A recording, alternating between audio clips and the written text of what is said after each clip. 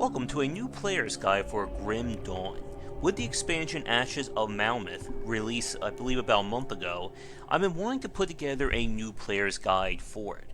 As a fan of ARPGs, Grim Dawn definitely occupies, or it is a different beast compared to the more streamlined approach of something like Diablo 3, or one of the major long-term elements of Path of Exile. And with the foundation built off of Titan Quest, Grim Dawn definitely has some very interesting elements to go over. Now, before we begin, my background, I've been playing Grim Dawn for quite a long time. According to Steam, I have just about 170 hours into it. I have built many characters. I've tried out every mastery, and I've even managed to get into Elite difficulty on Hardcore, because I am crazy like that. But before we begin, this video is not meant to be a min-max high-level guide to the game. As in, we're not going to be talking about the best builds or exactly how to build your characters, because people have already done that many times over and probably have done a lot more in terms of data mining the results or the back-end kind of thing. This video is meant for new players or those of you who are kind of stuck when it comes to understanding how to build a character in Grim Dawn and what you should be focusing on. And we're going to split this video up into several parts. And to begin with, we're going to start with your first major choice that's going to affect you for the rest of your character's life. So, I'll see you all in a second. Alright, we are in game now. I'm going to assume if you're watching this video you know what an ARPG is, so we'll skip the absolute basics. But every character, or when you start playing Grim Dawn, your character is not defined. There are no preset archetypes like in other ARPGs, so no warriors, wizards, and the like. Instead, once we level up, we're going to get our first major choice. So right now, just some good old-fashioned attacking here. Of course, weapons come in different tiers. One thing that will also help you later on is this loot filter that will hide different rarities once you've already gotten a character established. But leveling in the start is obviously going to be very quick, because we're going to make the first choice for the rest of our lives here, and that is choosing a mastery. But first, I need to start shooting some Walking Dead. Probably 3 more enemies will do the job. I may be off by 1, let's see. Oh, look at this group, it's come to say hi. There we go. Our first of many dings in Grim Dawn. Let me finish sniping these guys right here. If I can actually hit them. And let's talk about what happens now. First off, you have 3 core attributes: physique, cunning, and spirit. They basically relate to the 3 essentially broad archetypes of building a character in the game. Physique is obviously for using melee-based weapons, taking damage, and of course, being able to wear all that nice heavy armor you find. Cunning is for being able to affect your ability to aim at enemies, as well as critical chance. Most importantly, this affects your offensive ability. This is an abstracted number that determines how easy it is for you to land hits on enemies. The stronger the enemy, or the higher the enemy is, such as boss and hero class, the lower your chance to hit becomes. So raising the offensive ability is very important, because as you just saw, we missed a lot. And spirit determines your ability to cast spells, enhances your magical based damage, and affects how much your energy, which is this bar over here, recharges. So if you're going to be a spellcaster or make use of a lot of skills, spirit is important. But with that said, it's time for the big choice: your training class. The classes or archetypes, classes or masteries in Grim Dawn are very similar to Titan Quest, in that they each represent a broad selection of skills.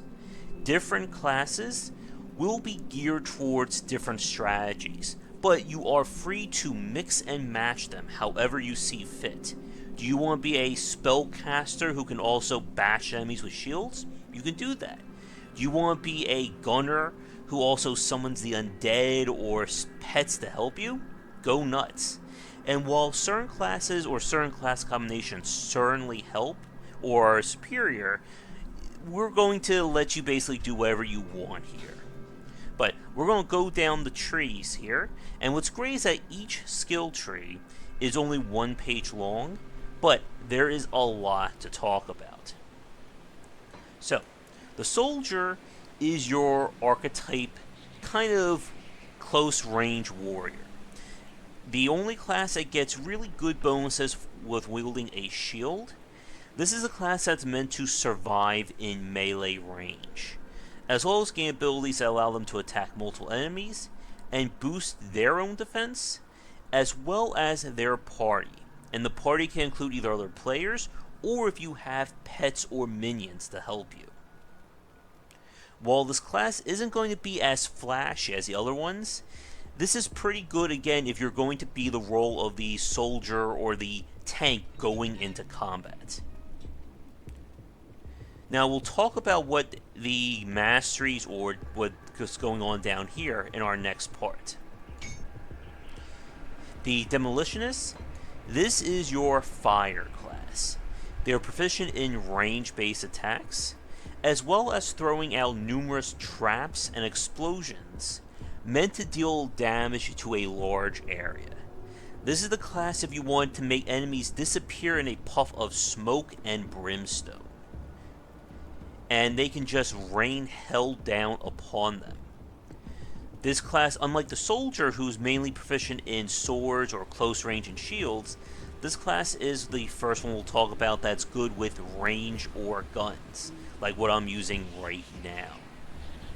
Their bonuses also allow them some measure of defense, as well as being able to retaliate when enemies attack them. But really, this is a class about dealing death from above and from a distance. The Occultists is when we start to get into some of the stranger classes in Grim Dawn. This is kind of a spellcaster, but they also provide a lot of bonuses or abilities meant to aid whether gun or melee base. You have stuff like the sigils, which lets you place this down, and enemies who walk across it or are basically attacking you in close range will take damage, and you'll gain health back. This also has the first of what I like to call the plague-based skills, wherein you place this down and will essentially inflict all the nearby enemies. This is a great way of doing crowd control and weakening. You can also weaken enemies, summon familiars and pets to aid you, and do damage in the form of vitality, poison and acid, or just pure old chaos. And like I said, this class can be basically geared towards melee or range. It can be a really good supplemental, or you could just really focus on it as your primary class. The Nightblade, this is the assassin or high damage melee class. While the soldier is built to take hits, the Nightblade is about dodging and avoiding damage. You have skills that increase your speed. Get over here, dual wielding, keeping enemies from attacking you or increasing your dodge, aiming skills that basically allow you defense, as you can see with the blade barrier. The class can also make use of range tools such as the phantasmal blades, and let me see, I just saw it here, as well as being able to quickly move into combat using the Shadow Strike.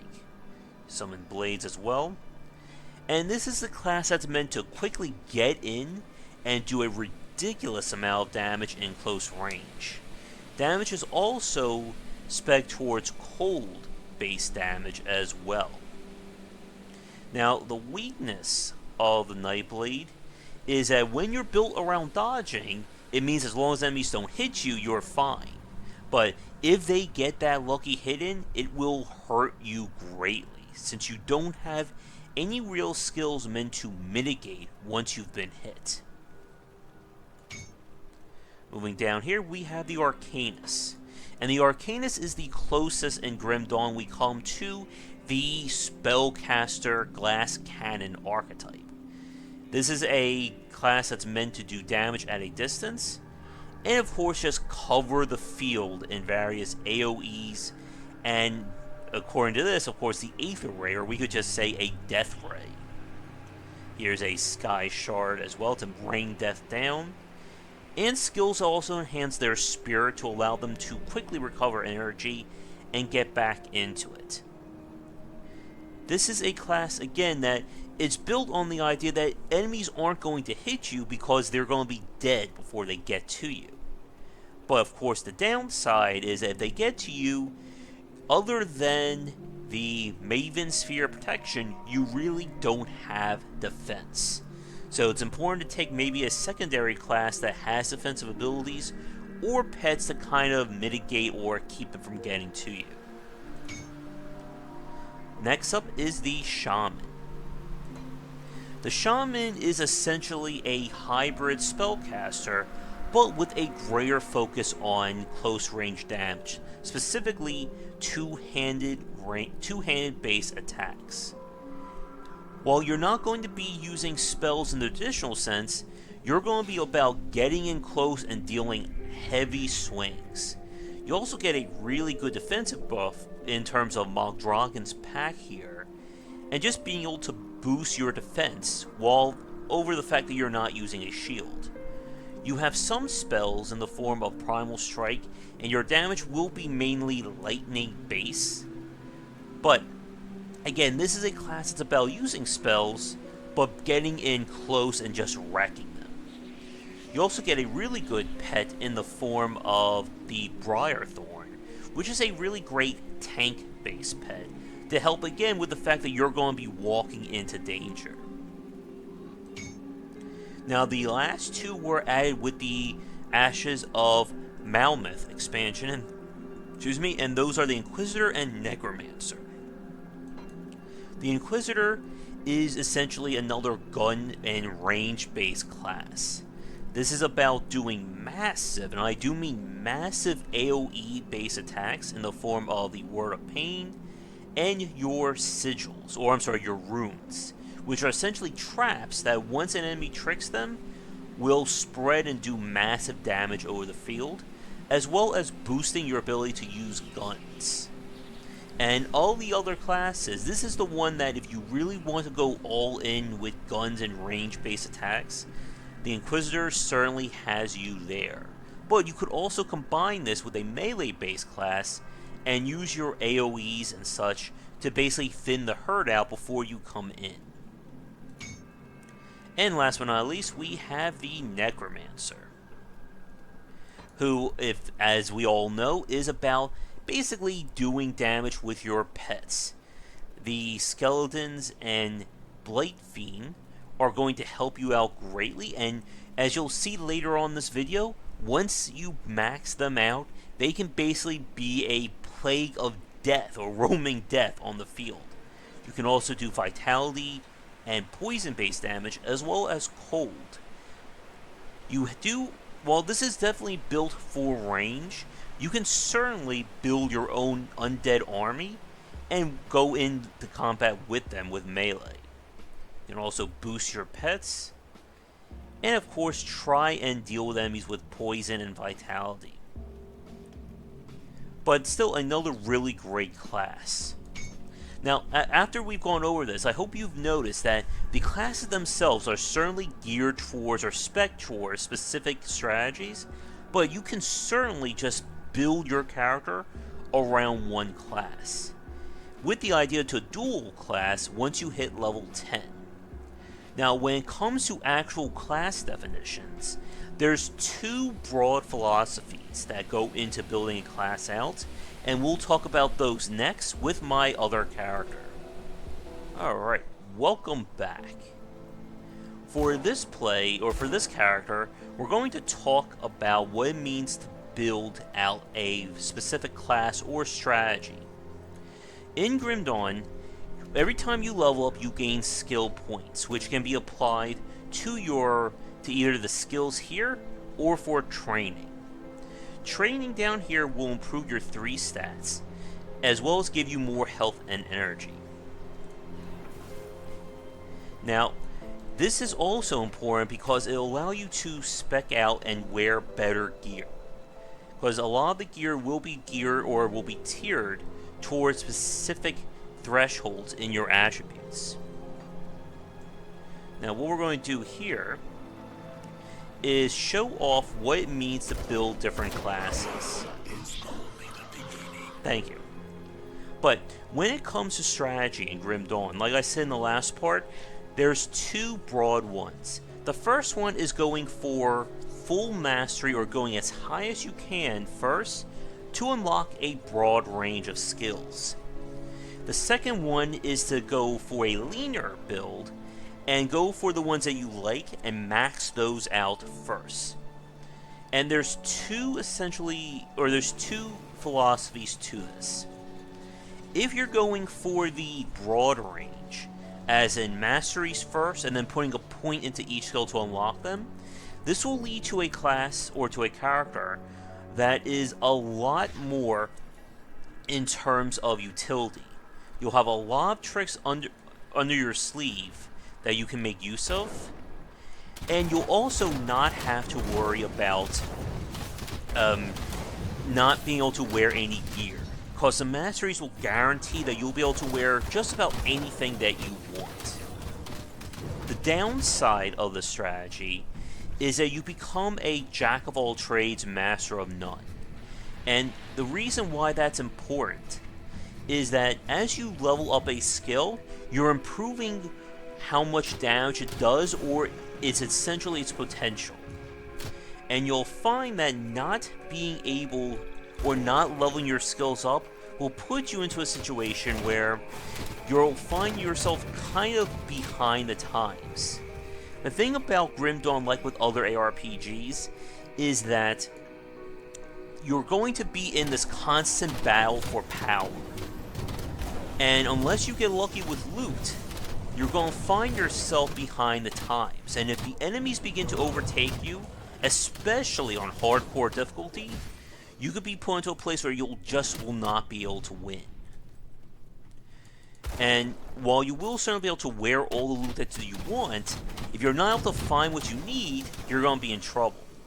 Now, the second philosophy, like I said, is to go lean. Pick 2 or 3 skills that you really like or that are going to define your chosen character, and max those out first. And that's what I've done with this character. As you can see, I have maxed out the skeletal-based skills. And what that's giving me is some very powerful skeletons. As you can see, I really don't have to do all that much.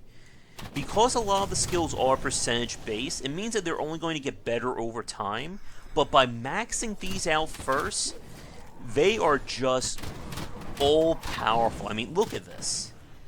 To give you a point of comparison, having level 1 in terms of our skeletal is just, they barely do anything to aid you. At this level, they just took down a hero or boss class enemy like he was nothing. And that is just hilarious to do. Now, I'm starting to spec out into other skills to give my army more utility, but these guys, at fully leveled up, I am not going to have to touch those skills for the entirety of this character, because they are maxed out. And again, if you look here, because they scale based on my attack, they're only going to get better over time.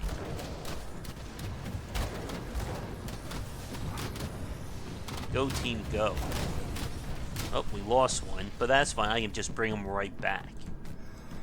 Now, as you can see, I am kicking a lot of butt this way. And not only that, but I have advanced skeletons just to make life even better for me. But this comes at a very big and very obvious downside. Because I went for this leaner approach, it means that a lot of the gear that I'm finding, I can't necessarily equip yet. Because my skills or my stats are too low. So I would love to use that new gun, but we can't do it yet. I need to level up first. The other downside is that because I'm extremely focused on this build, it means that we're really going all in at this point. And if the build fails me, I'm in deep trouble because we don't have a plan B. Another point is because my masteries are low, my health is also low. So if enemies get a few lucky hits in on me, especially on hardcore, that could be it. But of course my army is doing really well. Now how you want to build is up to you, but I think I'm coming around to the linear or the focus build at the start rather than the mastery build. Because while loot can certainly help you and will define you, if you're not getting lucky and you start to fall behind, it puts you in a very awkward position. And what I'm going to do now is basically, now that I have these skills mastered, or the ones that I want, the idea is I want to start branching out and defining this strategy. So what I'm going to probably do is every level, probably put 1 or 2 points into the mastery down here, and then keep building the skills that I want to level up. And basically, eventually I'm going to be super all-powerful, but I should have the survivability with the skills I max out to keep going. Because that's the important part. It doesn't matter what your long-term plan is if you're not able to make it there because you can't survive. And there's one more showcase of this power. Let me come down here for a second. Hopefully I can make it there. Oh yes, yes you can. And this will be kind of a lead into our next part. But look how quickly we are killing these guys who are also higher level than me as well. Look at that, they just all melted right there. Ooh. Now that's a really good ring that just we got lucky to pick up. I will put that right there. So that's right, I can summon an additional skeleton. Or we may have hit my limit, let's see. Or +1 to raise skeleton, so that's boosted that skill. But we're about to level up and get a devotion point, which is what we'll talk about next when it comes to understanding the high-end play of maximizing your characters. But just for the sake of completion, I'm going to let my army here kill these guys. And that will certainly get us the level up.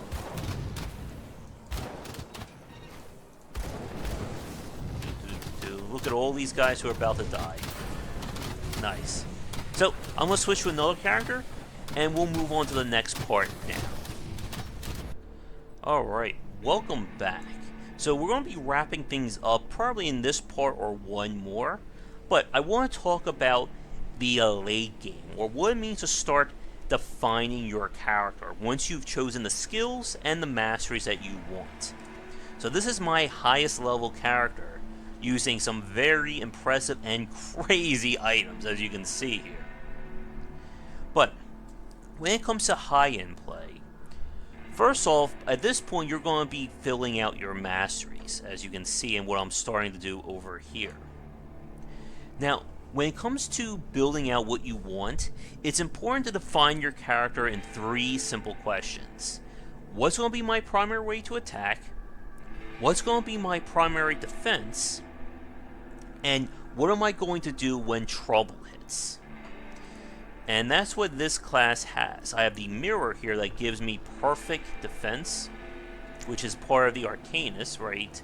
The Maven Sphere of Protection, plus this down, where is it? There it is, the mirror here, that gives me defense. I have my skills to weaken enemies, as well as buffs, which I just put on. when the need comes up.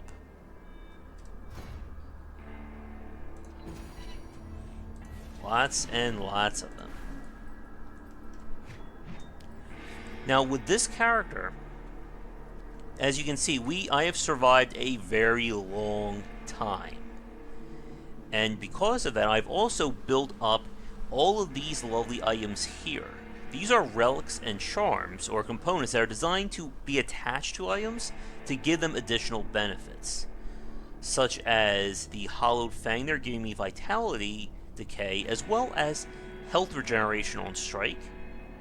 We have Ectoplasm for more energy, Imbued Silver for more defense, as well as enhancing my resistances. Because that's another very important part of the late game in Grim Dawn, is being able to maximize resistances to help cut down on damage. Because if you don't do this, and you're taking full damage, especially from some of the bosses, they will wreck you. And I mean royally, they will doom you. Now, another point we mentioned was Devotion. And this is the other major endgame or long-term development of your character. Devotion is represented by these various constellations, and as you find shrines in the world, you'll be able to apply points to them. And in doing so, will unlock both passive and active benefits. How it works is, as you go up or you apply your points here, you'll gain affinities. The affinities are based on different constellations, and they'll be the prerequisites for unlocking more. As you can see, as you go up the rank here, you can get some very powerful passives, as well as some of these masteries or some of these devotions will give you unique skills as well. The skills themselves can be bound to different skills, or other things that you can activate that will be triggered. Based on the skill you bind them to, will determine their chance to proc or go off. And in terms of building your character up, this can be insane. For instance, right here I'm going for the shield wall, which will give my shields even more power. But again, you are free to go down them however you see fit. And as you can see, there are certainly a lot. And you will not be getting them all. No siree Bob. As you can see, there's only 55 points, and that is spread throughout all the difficulties and all the quests in Grim Dawn. And as you can see, I have barely scratched the surface, and I only have 10 more points left. But when you're getting to this endgame, you want to start thinking about what kind of damage you're going to do and maximizing it. If we come over here, you can see how my damage is basically divvied up based on Vitality, Acid, Aether, Frostburn, Electrocute, and so on. And this is very important to understand. As I'm using damage, right now, Pierce and Physical are my go-tos, with actually Acid as well. It's important when you're choosing what items to wear to try and get everything in harmony. If I'm going to use Acid, I want damage or I want gear that will boost my Acid and Poison-based damage. And it's important to understand the difference between percentage and raw numbers. As you can see, these pants here give me 58% more Aether damage. That sounds really awesome, but here's the catch. I don't have any Aether damage, so 422% into 0 is still 0. And this is not a perfect class either, a perfect combination. I know I could probably do things better. But it's important when you're building these out over long term that once you've settled on what damage you're going to do, and again, this will be based on what skills you have, as you can see like right here, and my melee, you want to have everything tied to it. And again, this class was built on the long term, again, jack of all trades, and then going back to max them out, which has helped out, but it's put me in that awkward position that the enemies I'm fighting aren't going down too easily, because my skills aren't doing that damage. So again, there are pros and cons to everything. But I'm going to go back to the main menu now for, I guess, final thoughts. Alright, I hope you enjoyed this starter guide to Grim Dawn. Again, this wasn't meant to be a min-max or high-end guide, but just to get your foot in the door in terms of playing this great game. And there's a lot more we could talk about, and at some point, I'll be probably putting up another Let's Play using the Ashes of Malmouth expansion. But, again, to wrap things up, building out your characters, the first thing you want to do is think about what masteries you want, and then start to define what your build is going to be. What's going to be your primary way to attack, be it through melee, range, or spells, and then what skills you want to complement that. And then from there, once you've gotten the choice to pick a second mastery, look at ways to aid you. Because chances are you're not going to be maxing out both over the course of a single play, and it's important to get skills that will complement your main way. So if I'm going to be a necromancer and build out a massive army, then I want other skills that I can either use at range, or those that will boost my pets and make them even more dangerous. And again, there are many, and I do mean many ways to go about this. Even if two people pick the same mastery, they can have vastly different ways of approaching it. But with that said, thanks so much for watching this video. I hope you enjoyed it. If you did, be sure to like and subscribe, and check back for daily discussions on design here, and on Game Wisdom, where we examine the art and science of games. Thank you so much for watching this video. If you enjoyed it, be sure to like and subscribe to the channel. Check back around 10 Eastern for regular streaming. If you'd like to suggest games for me to cover or topics to talk about, let me know in the comments below. For a collection of my writings as well as weekly podcasts on design, check out game-wisdom.com. To support the Game Wisdom Patreon, you can find us on there on patreon.com/gwbeiser. $1 will get you into our private Discord channel where we talk game topics and more. $5 will get you voting privileges for any major event, including the Saturday Night Grab Bag, Patreon-funded goals, and more. Thanks again for watching, and I hope you enjoy more videos here on the Game Wisdom YouTube channel.